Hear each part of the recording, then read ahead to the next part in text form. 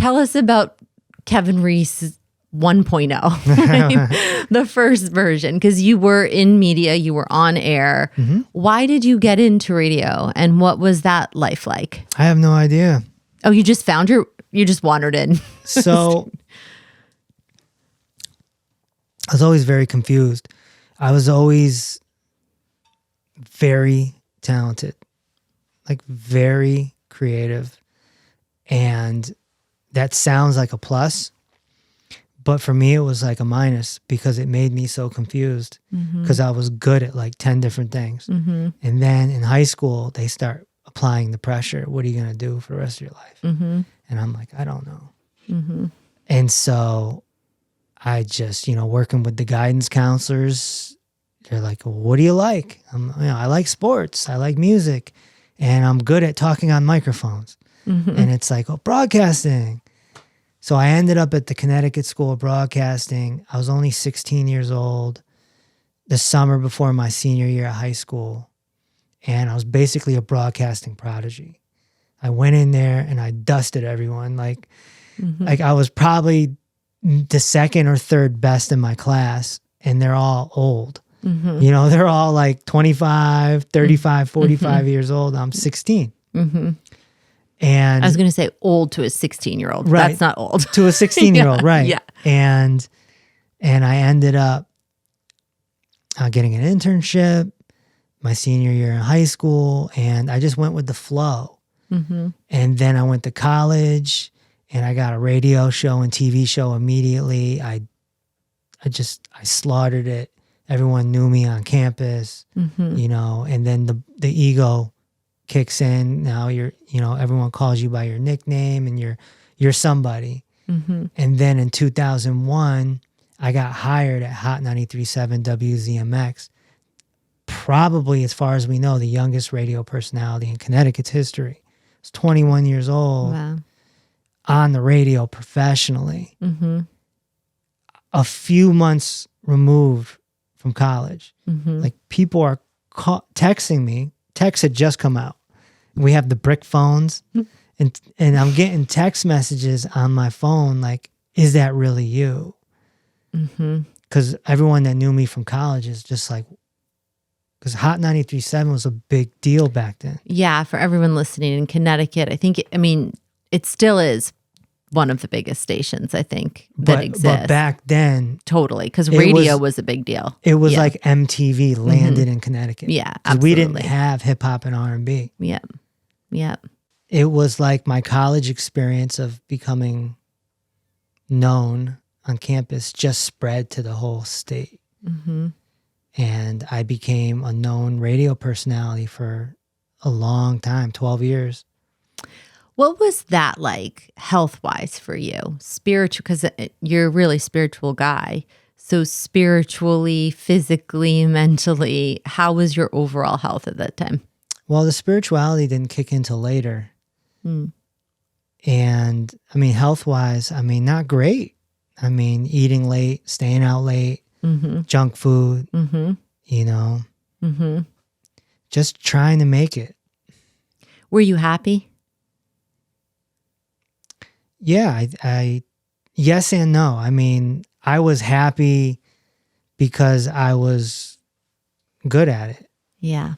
I think anytime you're good at something, you feel happy, but then you become disappointed if you're not making the money you want.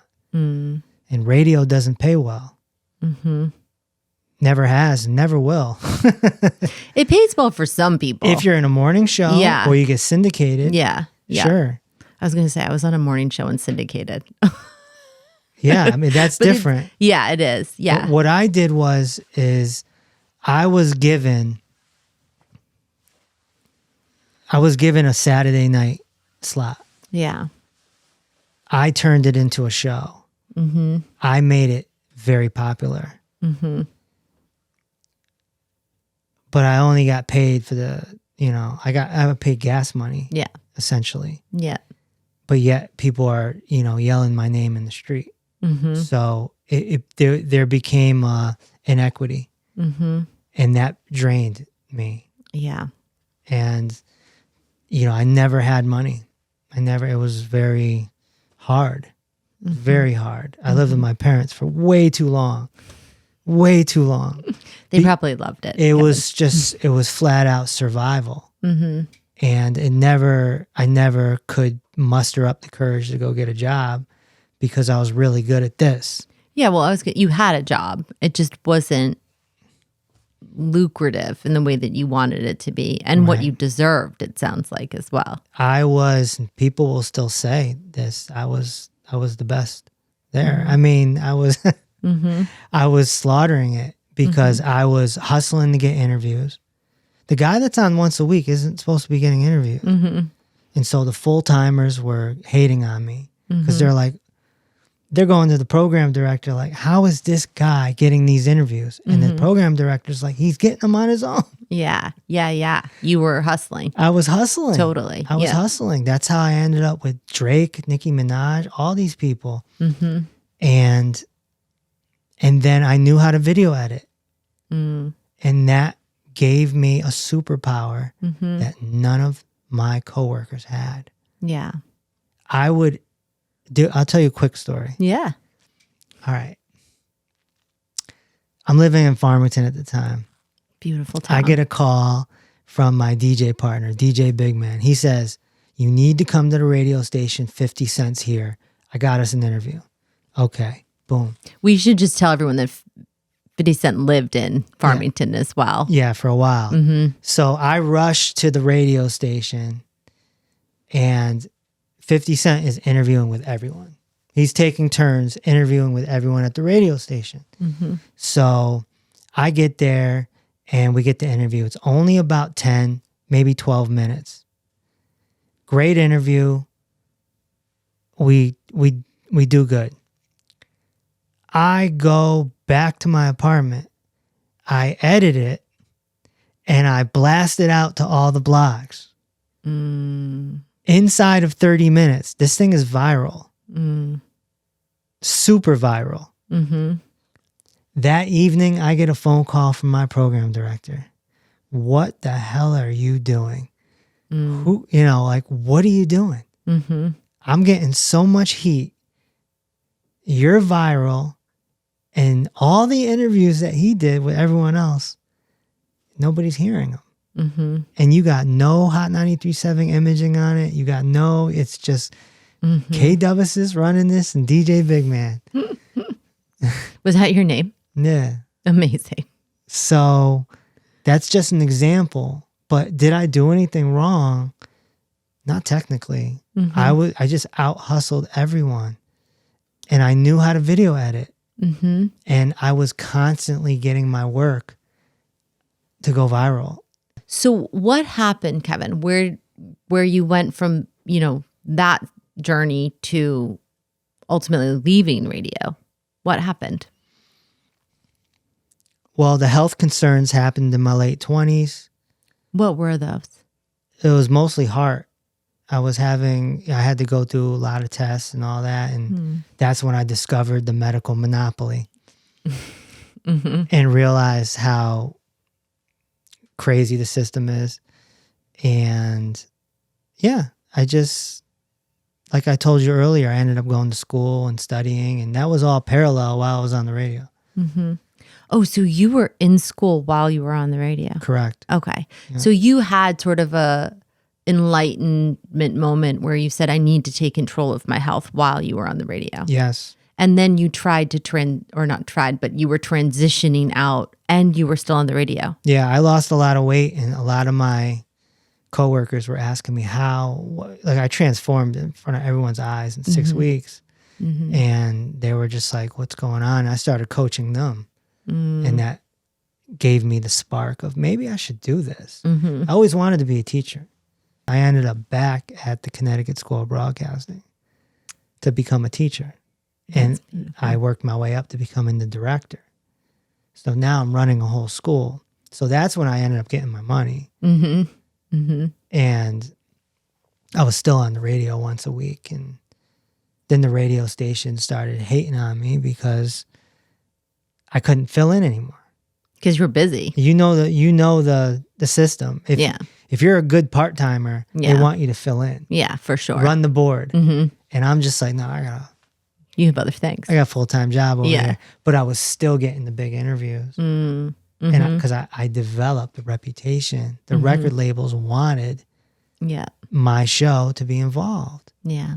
So I was in a really weird situation where I created this thing that was rising fast, but it wasn't good for the radio station per se. It was great for me, and it created a thing. But yeah, I fell in love with holistic health, and I fell out of love with radio.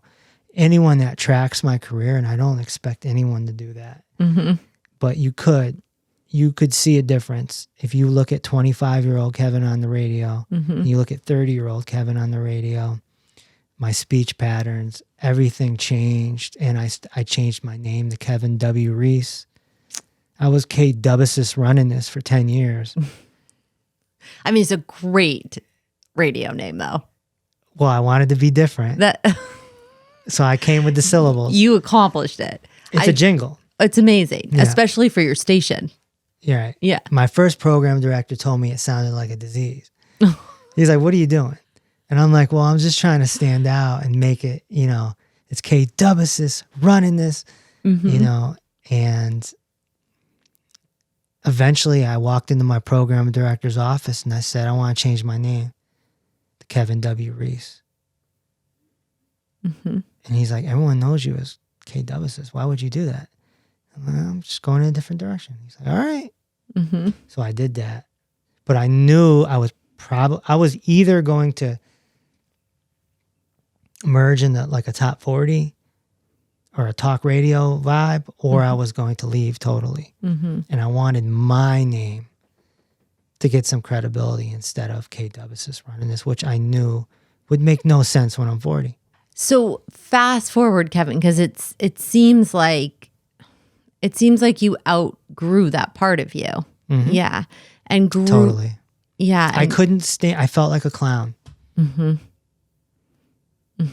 I'm so,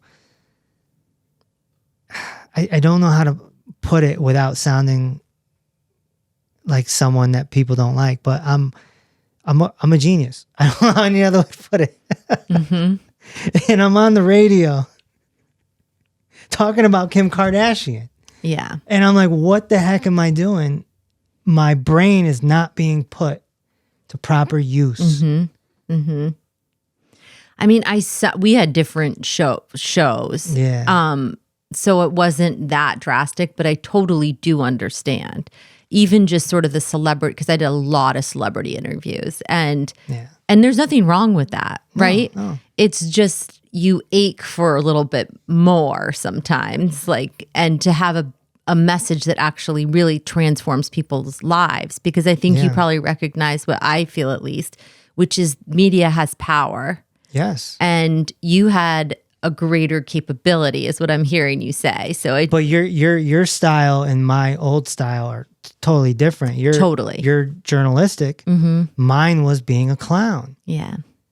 Mine was about making people smile and laugh. I did things. I ruined my social life because I had it in my head that I was a shock jock. And so if I went out with a girl or something and something happened, I would bring that story to the airwaves.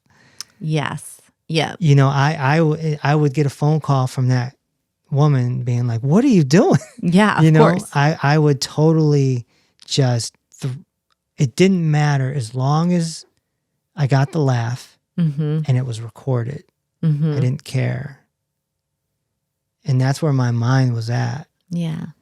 And so you can see the change happen through the years. And then the speech patterns changed and I started getting more journalistic. And then I changed my name. Everything, you can just see it, the change happen. And then once I found the health thing, I just felt like I found what I was looking for. So that's something that I tell young people, like, what you love at 20 might not be what you love at 30. Oh, it's definitely not going to be. And then at 30 to 40 and 40 to 50. I mean, we're meant to evolve and change, right? Yep. But I knew I wanted to be a teacher because when I taught at the Connecticut School of Broadcasting, I loved it. I really loved it. I'm not talking about the subject, Mm-hmm. because obviously I changed the subject, but the standing in a classroom with a whiteboard and having everyone take the teaching, execute it, and come back and be like, wow, it really worked. And it's a really powerful feeling. Jumpstart your head-to-toe healing journey with the Dr. Reese book trilogy. Peace Over Pain is the cult classic that explains how head-to-toe healing works and how the medical monopoly doesn't.